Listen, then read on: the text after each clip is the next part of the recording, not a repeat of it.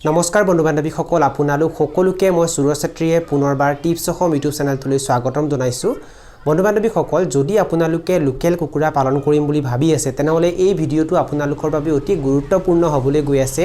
কিয়নো এই ভিডিওটোত মই আপোনালোকক জনাম যে যদি আপোনালোকে 200টা লোকেল কুকুৰা পালন কৰে তেনেহলে 200টা লোকেল কুকুৰাক বিক্ৰীৰ উপযুক্ত কৰালৈ আপোনালোকৰ সৰ্বমুঠ কিমান টকা খৰচ হ'ব আৰু সিহঁতক বিক্ৰী কৰাৰ পাছত আপোনালোকৰ কিমান টকা লাভ হ'ব সেই বিষয়ে এই ভিডিওটো আপোনালোকে প্ৰথমৰ পৰা শেষলৈ ভালকৈ চাব আৰু যদি আপোনালোকে এই চেনেলটোত প্ৰথমবাৰ আহিছে তেনেহলে চেনেলটো সাবস্ক্ৰাইব কৰি ওচৰতে থকা বেল ঘণ্টিটো প্ৰেছ কৰি দিব সব বন্ধু বান্ধৱীসকল কুকুৰা পালন হৈছে এনেকুৱা এটা কাম যিটো কাম আপোনালোকে ঘৰতে থাকি অলপমান কম কষ্ট কৰি এটা ভাল উপাৰ্জন কৰিব পাৰে যদি আপোনালোকে ব্ৰইলাৰ পালন কৰে তেতিয়া ব্ৰইলাৰ পালন কৰিলে ব্ৰইলাৰক সাধাৰণতে বেছি ভালকৈ চোৱাচিতা কৰিব লাগে ব্ৰইলাৰক বেছিকৈ সময় দিব লাগে কাৰণ ব্ৰইলাৰৰ ৰোগ প্ৰতিৰোধ ক্ষমতা কম হয় যাৰ বাবে সিহঁতক যিকোনো বেমাৰে সহজতে আক্ৰমণ কৰে আৰু যদি আপোনালোকে সিহঁতক ভালকৈ চোৱাচিতা নকৰে তেতিয়া সিহঁতক বিভিন্ন বেমাৰে আক্ৰমণ কৰে আৰু সিহঁতৰ মৃত্যু হয় কিন্তু লোকেল কুকুৰাবোৰৰ ক্ষেত্ৰত এনেকুৱা নহয় লোকেল কুকুৰাবোৰৰ ৰোগ প্ৰতিৰোধ ক্ষমতা বেছি হয় যাৰ বাবে লোকেল কুকুৰাৰ মাজত বেমাৰ আজাৰ বেছিকৈ দেখিবলৈ পোৱা নাযায় আৰু লোকেল কুকুৰাৰ সাধাৰণতে মৃত্যু বহু কমকৈ হয় যদি আপোনালোকে বেলেগৰ অধীনত কাম কৰিব নিবিচাৰে স্বাধীন চেতিয়াভাৱে যদি আপোনালোকে নিজে কাম কৰিব বিচাৰে তেনেহলে আপোনালোকে লোকেল কুকুৰা পালন আৰম্ভ কৰিব পাৰে যদি আপোনালোকৰ লগত প্ৰায় 20000 মান মূলধন থাকে তেতিয়া আপোনালোকে প্ৰায় 100টা মান লোকেল কুকুৰাৰে আৰম্ভ কৰিব পাৰে আৰু যদি আপোনালোকৰ লগত মূলধন প্ৰায় 40ৰ পৰা 42000 ভিতৰত থাকে তেনেহলে আপোনালোকে 200টা লোকেল কুকুৰা পালন কৰিব পাৰে লোকেল কুকুৰাবোৰক আপোনালোকে কমাৰ্চিয়েল দানাৰ সমান্তৰালভাৱে ঘৰুৱা খাদ্যও খাবলৈ দিব পাৰে যাৰ বাবে সিহঁতক আপোনালোকে কম খৰচতো বিক্ৰীৰ উপযুক্ত কৰিব পাৰে এতিয়া মই আপোনালোকক জনাম যে যদি আপোনালোকে 200টা লোকেল কুকুৰা পালন কৰে তেনেহলে আপোনালোকৰ সৰ্বমুঠ কিমান টকা খৰচ হ'ব আৰু সিহঁতক বিক্ৰী কৰাৰ পাছত আপোনালোকৰ কিমান টকা লাভ হ'ব সেই বিষয়ে ভিডিওটো আপোনালোকে স্কিপ নকৰাকৈ শেষলৈ ভালকৈ চাব বন্ধু বান্ধৱীসকল 200টা লোকেল কুকুৰাক থাকিবৰ কাৰণে প্ৰথমতে আপোনালোকে এটা গড়াল নিৰ্মাণ কৰিব লাগিব এই ভিডিওটোত মই আপোনালোকক গড়ালৰ বিষয়ে নজনাও কাৰণ গড়ালৰ খৰচটো এক্সট্ৰা হ'ব মই আপোনালোকক ইয়াত 200টা লোকেল কুকুৰাক বিক্ৰীৰ উপযুক্ত কৰিবলৈ যিমানখিনি টকাৰ প্ৰয়োজন হ'ব সেই বিষয়েহে জনাম আপোনালোকে যদি গড়াল এটা বনাবলৈ যায় তেতিয়া তাৰ খৰচ অলপমান বেলেগ হ'ব আৰু সেই গড়ালটো যেহেতু আপোনালোকে বাৰে বাৰে বনাই নাথাকে হেতু এটা দীৰ্ঘদিনীয়া হ'ব সেই কাৰণে হেতু এইটো খৰচত নপৰিব এতিয়া হয়তো বহুত এটা প্ৰশ্ন কৰিব পাৰে যে 200টা লোকেল কুকুৰাক থাকিবৰ বাবে গড়ালটো কিমান ডাঙৰকৈ নিৰ্মাণ কৰিব লাগিব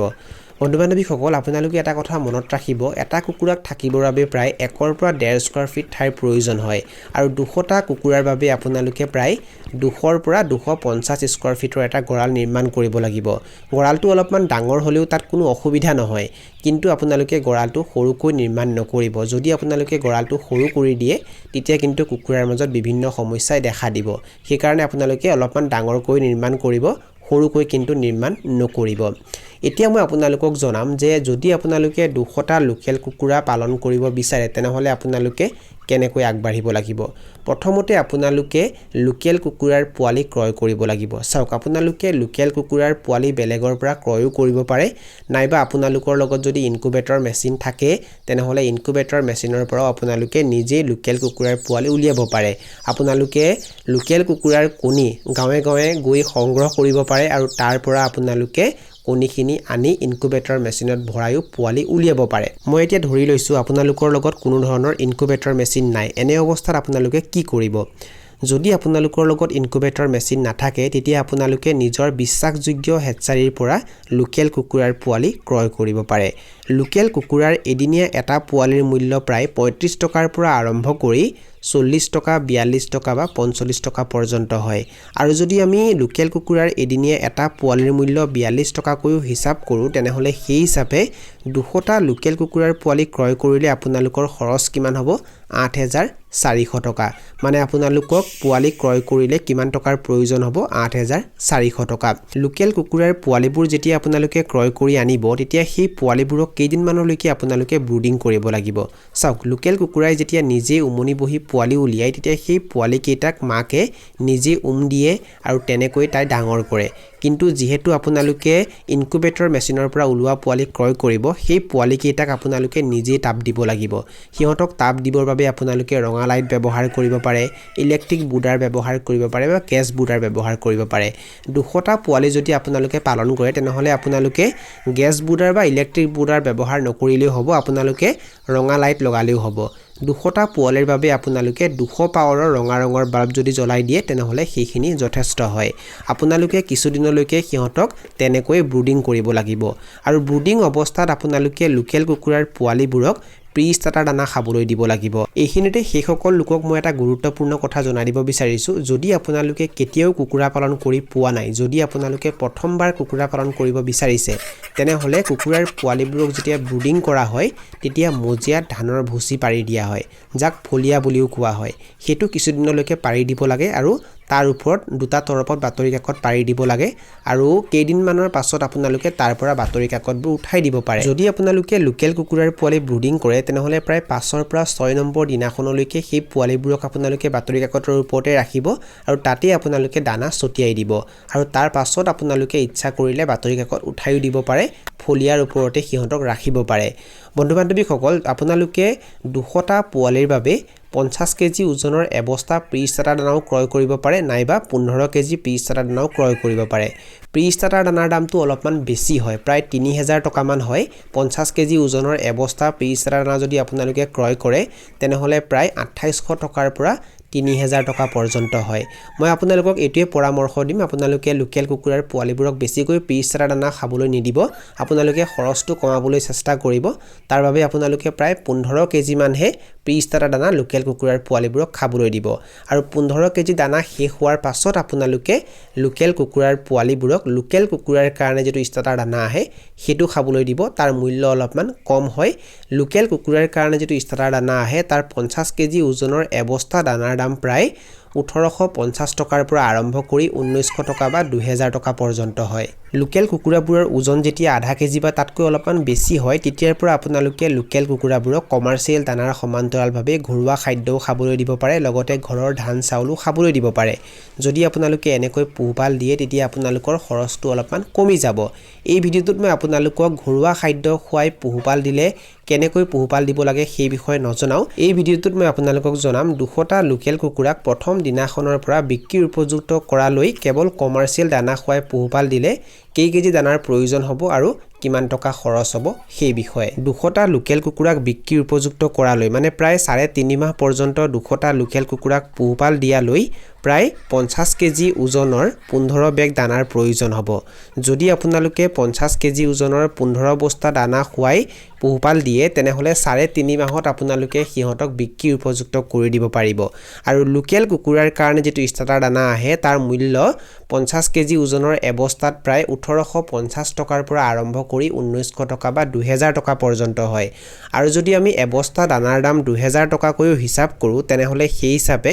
15 বস্তা দানাৰ দাম কিমান হ'ব 30000 টকা মানে আপোনালোকে 30000 টকাৰ ষ্টাৰ্টাৰ দানা ক্ৰয় কৰিব লাগিব যদি আপোনালোকে ব্ৰইলাৰৰ দানা ক্ৰয় কৰে তেতিয়া খৰচটো বাঢ়ি যাব যদি আপোনালোকে লোকেল কুকুৰাৰ দানা ক্ৰয় কৰে তেনেহলে আপোনালোকে প্ৰায় 30000 মান টকাৰ ষ্টাৰ্টাৰ দানা খুৱাব লাগিব আৰু 15 কেজি আপোনালোকে প্ৰি-ষ্টাৰ্টাৰ দানা খুৱাব লাগিব আৰু প্ৰতি কেজি প্ৰি-ষ্টাৰ্টাৰ দানাৰ দাম যদি আমি 60 টকাকৈ হিচাপ কৰো তেনেহলে সেই হিচাপে 15 কেজি দানাৰ দাম কিমান হ'ব 900 টকা মানে আপোনালোকে প্ৰায় 900 মান টকাৰ প্ৰি-ষ্টাৰ্টাৰ দানা খুৱাব লাগিব লোকেল কুকুৰাৰ পোৱালিবোৰক মানে যেতিয়া সিহঁতবোৰ সৰু হৈ থাকিব তেতিয়া আপোনালোকে প্ৰায় 900 মান টকাৰ প্ৰি-ষ্টাৰ্টাৰ দানা সিহঁতক খাবলৈ দিব লাগিব ইয়াৰ পাছতে আপোনালোকে 200টা লোকেল কুকুৰাক ভ্যাকচিনো কৰিব লাগিব যদি আপোনালোকে দুটা ভ্যাকচিন সিহঁতক দি দিয়ে হেতুৱে যথেষ্ট হৈ যায় F1 আৰু IBD আপোনালোকে সিহঁতক দি দিব 7 দিনত সিহঁতক F1 দিব আৰু 14 দিনত সিহঁতক IBD দিব আৰু লগতে আপোনালোকে সিহঁতক মাজে মাজে ভিটামিন আৰু ক্যালসিয়াম দিব আৰু প্ৰথম অৱস্থাত সিহঁতক আপোনালোকে এন্টিবায়োটিকো খাবলৈ দিব লাগিব আপোনালোকে টেট্ৰাসাইক্লিন এন্টিবায়োটিকো ক্ৰয় কৰিব পাৰে বা লিগজেন পাউডাৰ এন্টিবায়োটিকো ক্ৰয় কৰিব পাৰে আৰু যেতিয়া সিহঁতবোৰ অসুস্থ হ'ব তেতিয়া আপোনালোকে সিহঁতক আকৌ এন্টিবায়োটিক দিব পাৰে কিন্তু আপোনালোকে সঘনাই সিহঁতক এন্টিবায়োটিক খাবলৈ নিদিব সঘনাই এন্টিবায়োটিক খাবলৈ দিলে সিহঁতৰ ওজন কমিবলৈহে আৰম্ভ কৰে সেই কাৰণে যেতিয়া প্ৰয়োজন হয় তেতিয়াহে সিহঁতক এন্টিবায়োটিক খাবলৈ দিব আৰু এই দৰৱখিনি ক্ৰয় কৰোতে মানে ভ্যাকচিন ভিটামিন ক্যালসিয়াম আৰু এন্টিবায়োটিক ক্ৰয় কৰোতে আপোনালোকৰ প্ৰায় খৰচ হ'ব 700 টকা যাতায়াতৰ খৰচ হ'ব 1000 টকা আৰু কাৰেণ্টৰ খৰচ হ'ব প্ৰায় 500 টকা এতিয়া সৰ্বমুঠ কৰো কিমান হয় 200টা লোকেল কুকুৰাৰ পোৱালি ক্ৰয় কৰোতে আপোনালোকৰ খৰচ হ'ব 8400 টকা 15 কেজি প্ৰি ষ্টাৰ্টাৰ দানা ক্ৰয় কৰোতে আপোনালোকৰ খৰচ হ'ব 900 টকা 15 বস্তা ষ্টাৰ্টাৰ দানা ক্ৰয় কৰোতে আপোনালোকৰ খৰচ হ'ব 30000 টকা যাতায়াতৰ খৰচ হ'ব 1000 টকা ধানৰ ভুচি ক্ৰয় কৰোতে খৰচ হ'ব আপোনালোকৰ প্ৰায়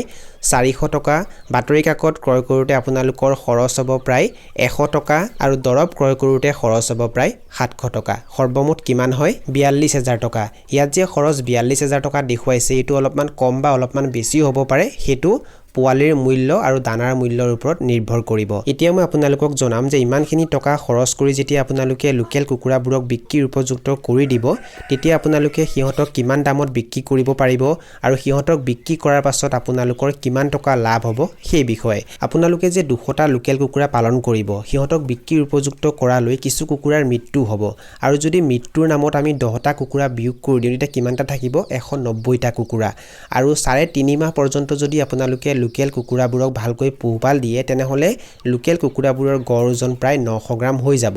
লোকেলৰ মতা কুকুৰাৰ ওজন প্ৰায় 1 কেজি পৰ্যন্ত হৈ যায় আৰু মাইকী কুকুৰাবোৰৰ ওজন 800 গ্ৰাম বা 900 গ্ৰাম হয় আমি যদি গড় ওজন 900 গ্ৰাম কৈ হিচাপ কৰো তেনেহলে 190টা কুকুৰাৰ ওজন কিমান হ'ব 171 কেজি আৰু প্ৰতি কেজি লোকেল কুকুৰা যদি আপোনালোকে 350 টকা কৈ বিক্ৰী কৰিবলৈ সক্ষম হয় তেনেহলে সেই হিচাপে 171 কেজি লোকেল কুকুৰা বিক্ৰী কৰি আপোনালোকে কিমান টকা পাব 59850 টকা আৰু কুকুৰাবোৰক পোহপাল দিওঁতে আপোনালোকৰ কিমান টকা খৰচ হ'ব প্ৰায় 42000 টকা আৰু যদি আমি 59850 টকাৰ পৰা